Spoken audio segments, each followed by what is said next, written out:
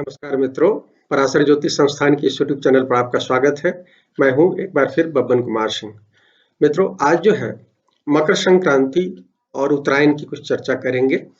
और देखिए, अपने यहाँ सूर्य जब भी गोचर करते हैं, जिस राशि में गोचर करते हैं उसको हम सूर्य की संक्रांति के नाम से जानते हैं। इन संक्रांतियों में सबसे महत्वपूर्ण संक्रांति मकर संक्रांति है और ये इस बार 14 जनवरी को मनाया जा रहा है। पिछली बार ये 15 जनवरी को मनाया गया था, इस बार 14 जनवरी को मनाया जा रहा है। और इसमें सूर्य आएंगे और सूर्य जब आते हैं मकर में तो सभी राशियों में आपको पता है सूर्य 30 दिन रहते हैं, तो 14 से लगभग 13 तक इस बार रहना है उनको राशि। इसके बारे में हम अगली वीडियो में बताएंगे। आज जो हम आपको मकर संक्रांति की बता रहे हैं, मकर संक्रांति के महत्व के बारे में बता रहे हैं, इसलिए कि इस बार जो है मकर में कई ग्रहों का मिलन हो रहा है। जिस समय मकर संक्रांति हो रहा है उस समय 5 ग्रह रहेंगे इसमें। सूर्य के अलावा यहाँ शनि गुरु है और बुध है, और अभी चंद्रमा भी इसी समय जब मकर, क्योंकि श्रवण नक्षत्र में चंद्रमा का गोचर हो रहा है, जब श्रवण नक्षत्र होगा तब मकर संक्रांति होगी। तो बबकरण और श्रवण नक्षत्र में ये हो रहा है, ये मकर संक्रांति हो रही है।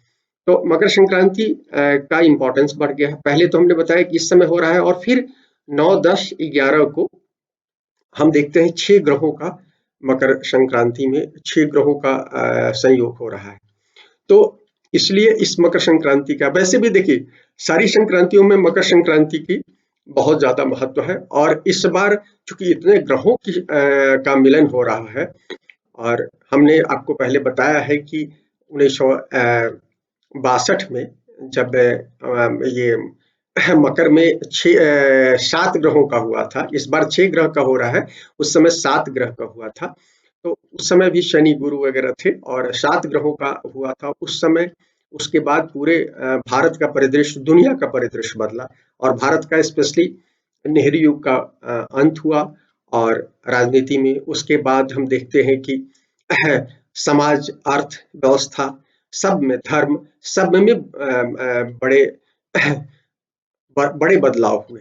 तो इसका असर होने वाला है, और इसका असर बहुत सारे एस्टेब्लिश्ड लोगों के लिए बहुत शुभ सूचनाएं नहीं है। बहुत सारे लोग जो तो इसलिए इस मकर संक्रांति की विशेष महत्ता है। और मकर संक्रांति जो है, हमारे यहाँ सूर्य की जो भी संक्रांति होती है तो उसके लिए बहुत सारा बताया गया है कि दान पुण्य की बात की गई है। और संक्रांतियों में अपन श्राद्ध भी पितरों को भी अर्पण करते हैं, देवों को भी अर्पण करते हैं, पितरों को भी अर्पण करते हैं, तो इसलिए महत्वपूर्ण है। लेकिन हम इस पर आने से पहले कुछ बातें आपको बताना चाहते हैं कि देखिए मकर संक्रांति, मकर संक्रांति जो होती है ये सबसे माने 12 सूर्य के जो संक्रांति होती है इसमें सबसे महत्वपूर्ण संक्रांति है। कारण कि कहा जाता है कि इस समय से उत्तरायण शुरू होता है। हालांकि देखिए उत्तरायण जो है, सूर्य जो उत्तरायण होते हैं, उत्तरायण उत्तरी गोलार्ध में, दक्षिण गोलार्ध का तो डिफरेंट है, अगले 6 महीने के बाद होगा, लेकिन उत्तरी गोलार्ध में होते हैं वो 21 दिसंबर को हो जाते हैं। और अभी भी यही हुआ है, अभी जो जिस समय गुरु शनि की युति हुई है उस समय हुआ है, तो इस बार भी वही हुआ है और हर बार होता है।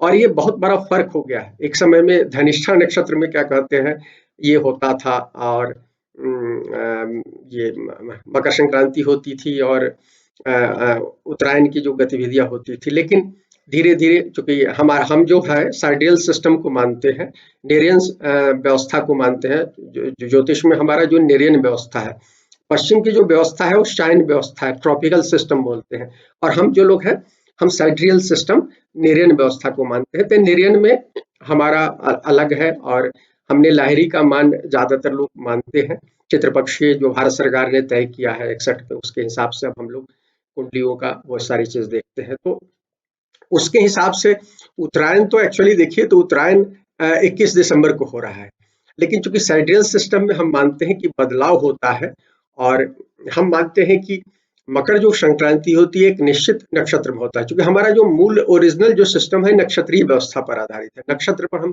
एस्ट्रोलॉजी करते थे, जब तक कि हमारे यहाँ ग्रीक सिस्टम नहीं आया और बरामीर ने उसको शामिल किया, फिर हम राशि सिस्टम पर आ गए, बहुत सारी चीजें बदलाव हुआ।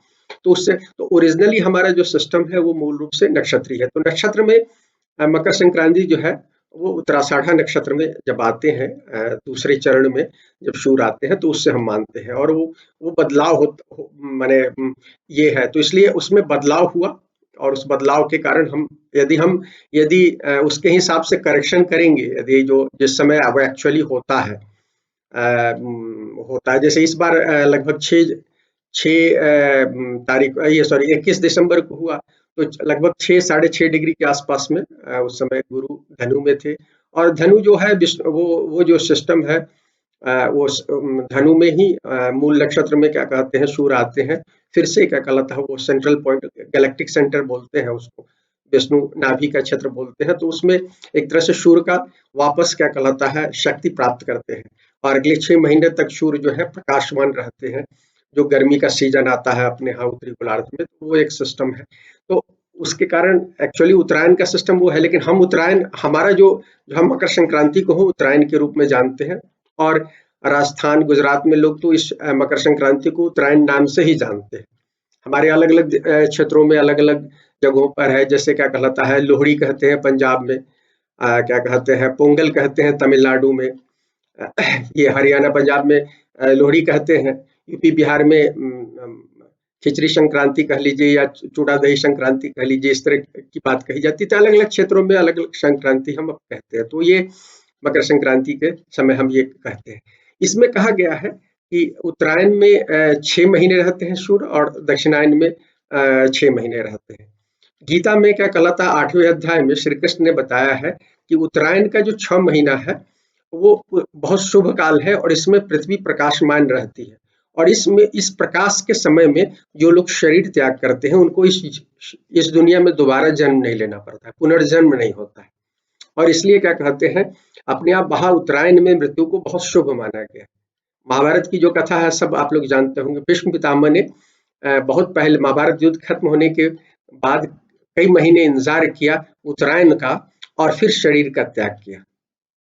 और हम जब ये करते हैं तर्पण करते हैं पितरों का, तो आज भी भीष्म पितामह को कृष्ण ने ही वो वचन दिया था कि उनकी कोई संतान नहीं थी, शादी उन्होंने नहीं की थी, कोई संतान नहीं तो की थी, तो उन्होंने कहा कि भारतवर्ष का हर आदमी व्यक्ति जो है वो जब तर्पण करेगा तो उसमें एक तर्पण आपके नाम पर भी होगा। तो हम जो तर्पण खाते हैं खासतौर पर इस समय जब तर्पण करते हैं तो इसमें स्पेशली और हमेशा हर तर्पण में क्या कहते हैं पितरों के नाम पर जो तर्पण होता है भीष्म पितामह को वो देते हैं। तो उत्तरायण का इतना महत्व है क्योंकि मानते हैं कि ये देवताओं का ये दिन होता है, उत्तरायण जो है देवताओं का दिन है, और रात्रि का जो समय है वो क्या कहते हैं वो दक्षिणायन है, जो कि कर्क संक्रांति से होता है दक्षिणायन। वहां भी 24 दिन का फर्क आप पाएंगे। जो हमारे यहाँ जो सिस्टम है 24 दिन बाद हमारे यहाँ संक्रांति होती है। हमारा जो साइड्रियल सिस्टम है उसमें, और यदि वेस्टर्न सिस्टम देखिएगा ट्रॉपिकल में तो 24 दिन पहले हो जाता है।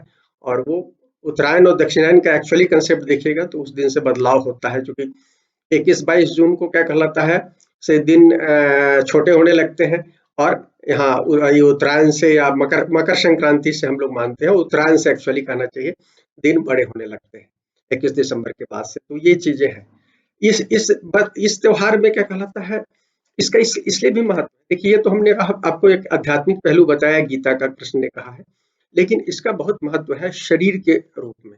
देखिए हम सब लोग जो है ये इस भौतिक शरीर को धारण किए हुए हैं, और भौतिक शरीर में शरीर का स्वस्थ होना बहुत महत्वपूर्ण है।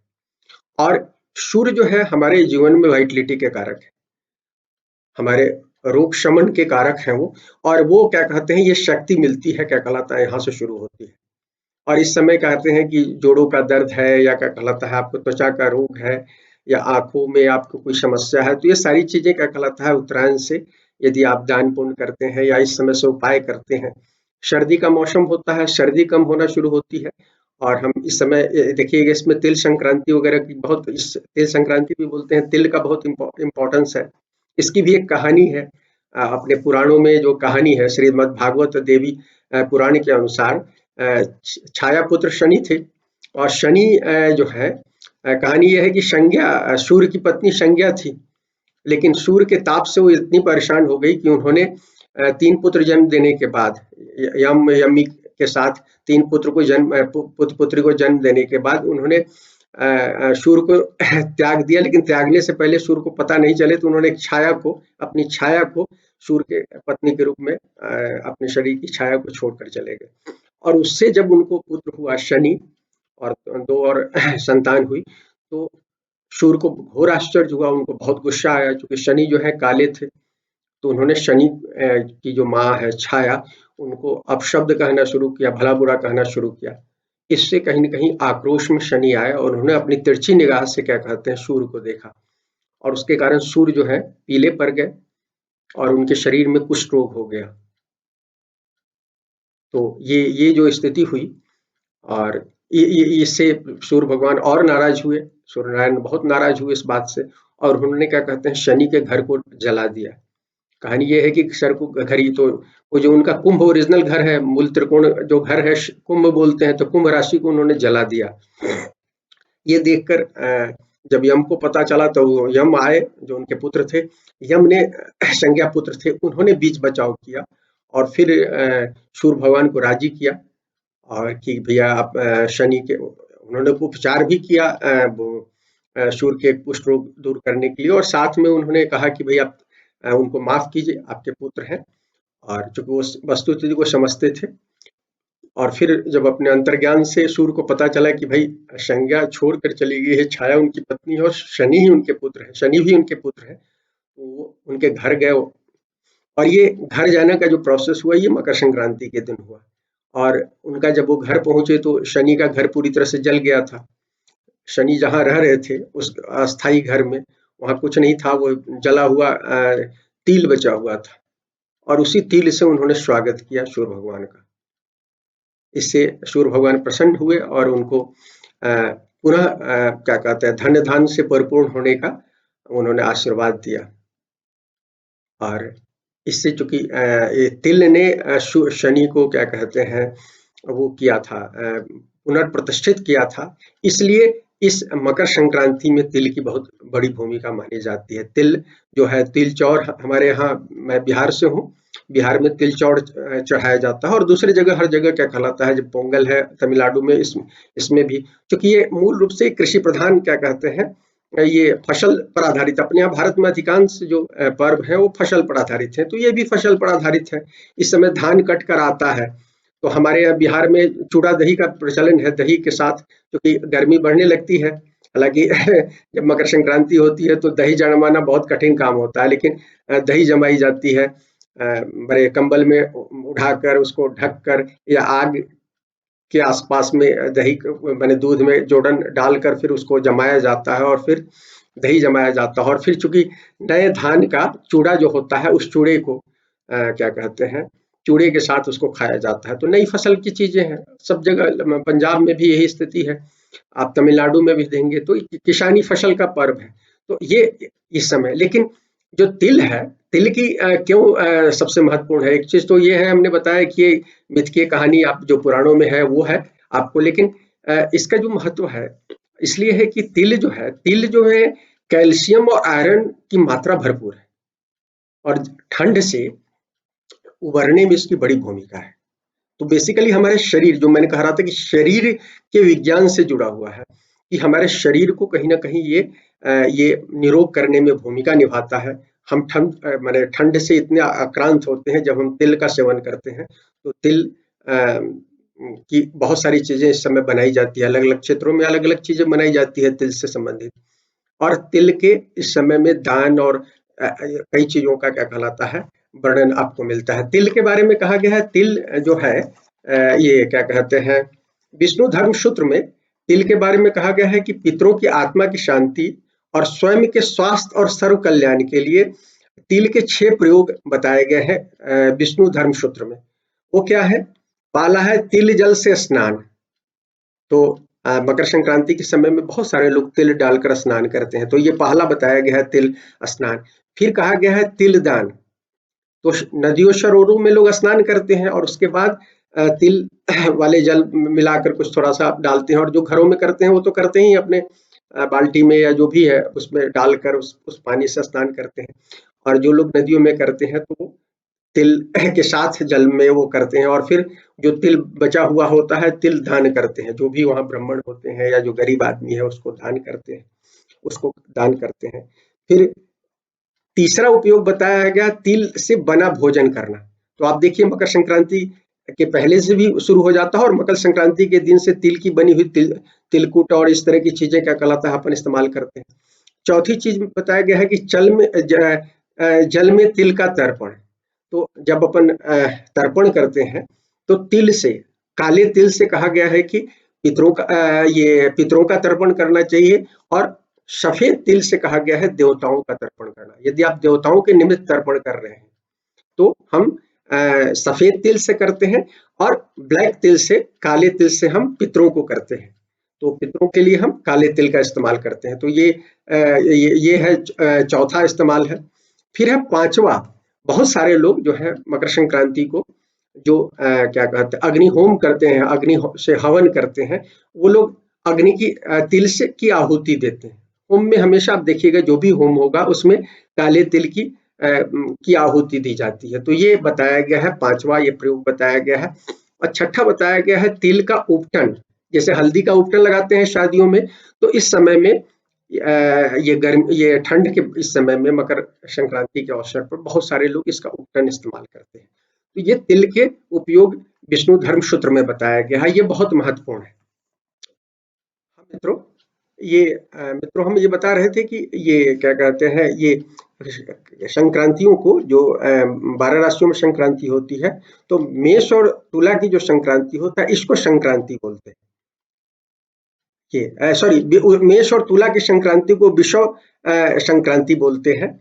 और सिंह कुंभ जो अस्थाई राशियां हैं, सिंह कुंभ वृषभ और वृश्चिक, इनकी जो संक्रांतियां हैं उसको विष्णुपदी बोलते हैं, विष्णुपदी बोलते हैं। और द्विस्वभाव राशियों की मिथुन, कन्या, धनु और मीन राशि, इनकी संक्रांति को षटशिति संक्रांति कहते हैं।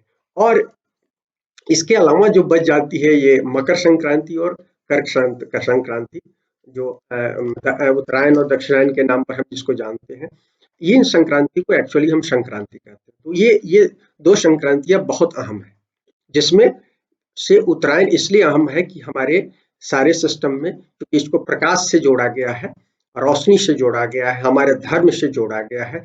तो ये सबसे सुपर रिलेटिव डिग्री में आप इसको मान लीजिए। इस समय ये कहा गया है। और इस संक्रांति के लिए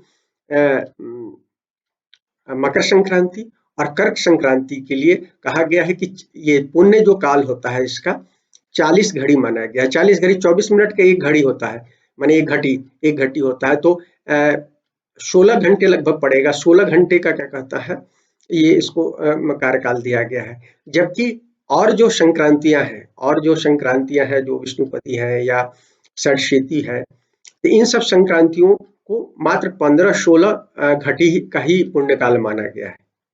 और इसमें भी कुछ में पहले पुण्यकाल हो जाता है, कुछ में बाद का होता है।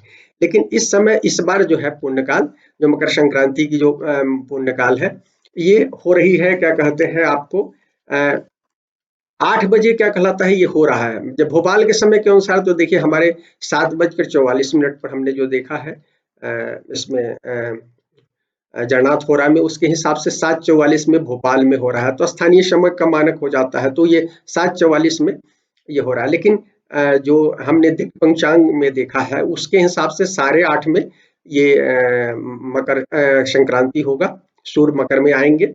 और इसलिए पुण्य काल जो है 8:30 से 5:30 का समय दिया गया है, लगभग 9.5 घंटे का, 9 घंटे 26 मिनट का समय दिया गया है, ये पुण्य काल है। और महापुण्य काल, इसमें भी जो खास समय बोलते हैं तो वो है लगभग 2 घंटे का होता है, जिसमें इस बार 1:49 आवर्स दिया गया है। 8:30 से 10:18 है। तो आप अपने स्थानीय समय के हिसाब से, जैसे भोपाल में क्या कहलाता है 45 मिनट पहले हो रहा है, तो उससे 45 मिनट पहले से लेकर 45 मिनट पहले तक खत्म कर लीजिए। तो इस तरह से आप इसको ये कर लीजिए, ट्रांसलेट कर लीजिएगा, उस हिसाब से आपके यहाँ जो हो रहा होगा तो उस समय देख सकते हैं, या स्थानीय पंडित से पूछकर आप ये काम कर सकते हैं।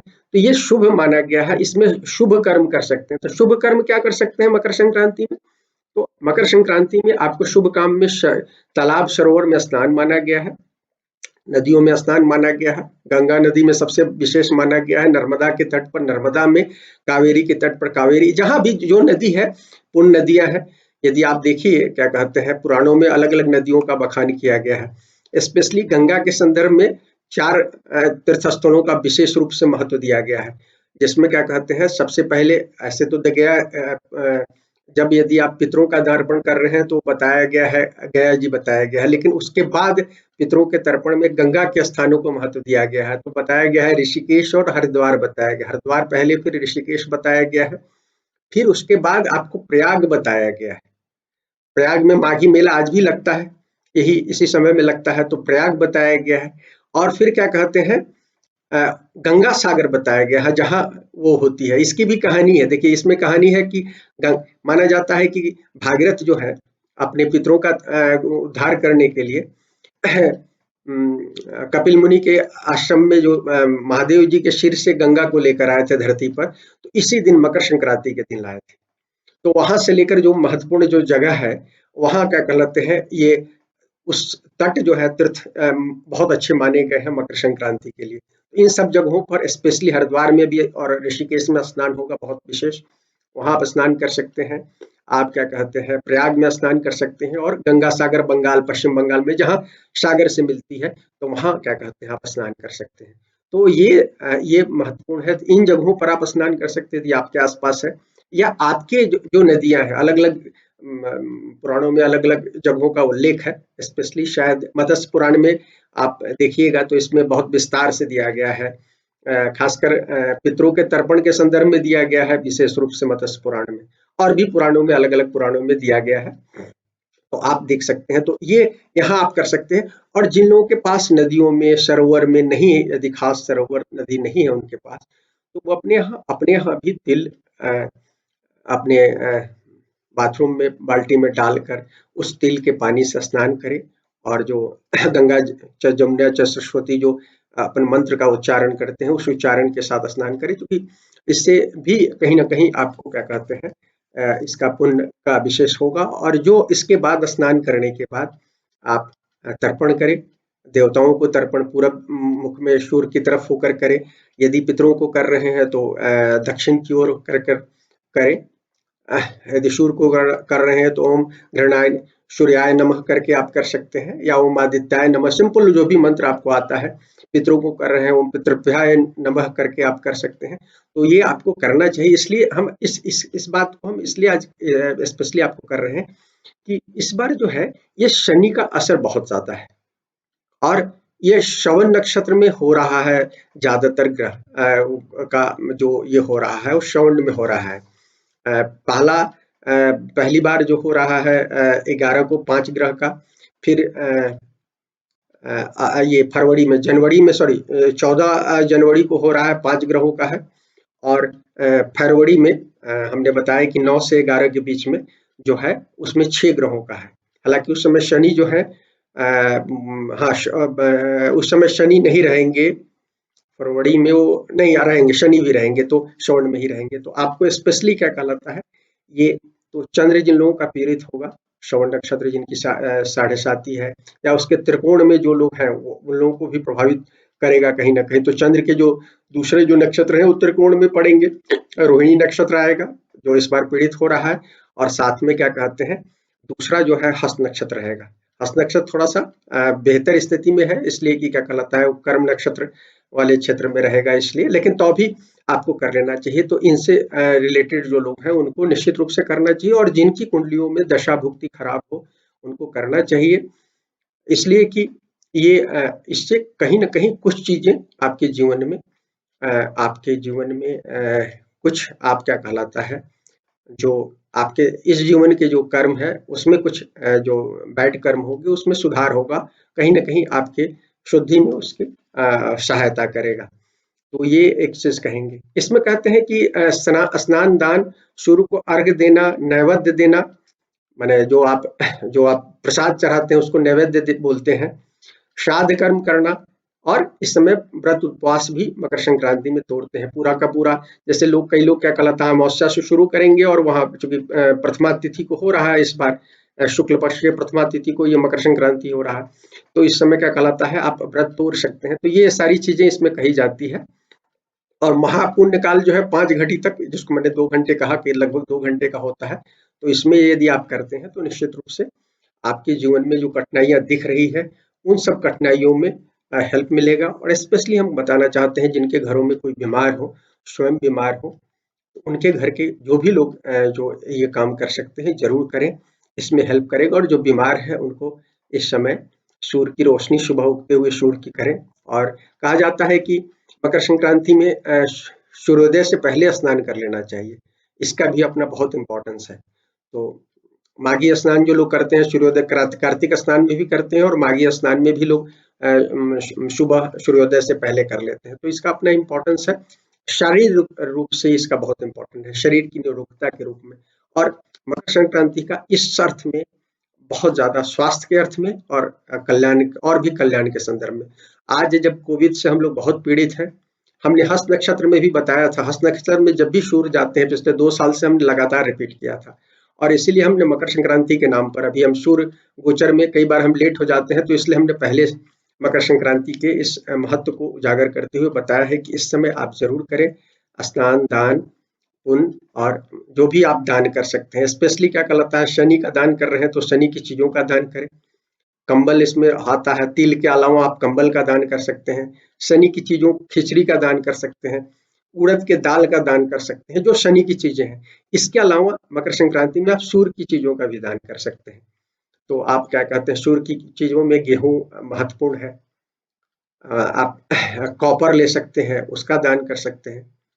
तो इस तरह की जो चीजें हैं, आप यदि दान करते हैं, कुछ लोग सोना भी लेते हैं तो सोने का दान कर सकते हैं। तो इन सब चीजों का, माणिक का दान कर सकते हैं, जो लोग पत्थर पहनते हैं तो माणिक का दान कर सकते हैं। तो और उसी तरह से शनि का जो वो है, ब्लू सफायर बोलते हैं उसको, हिंदी में अभी ध्यान नहीं आ रहा है मुझे, तो आप इसका दान कर सकते हैं। तो इसका दान यदि आप करें, और यदि आपकी दशा भुक्ति खराब है या चंद्र के नक्षत्र से यदि गुजरने वाले हैं, इतने ग्रहों का ये हो रहा है, कुछ बैड इफेक्ट होगा तो उसमें कमी होगी। तो मित्रों, इसी बात के साथ इस वीडियो को समाप्त करता हूँ। यदि वीडियो पसंद आए तो लाइक करें, शेयर करें, हमारे चैनल को सब्सक्राइब करें। शुक्रिया मित्रों।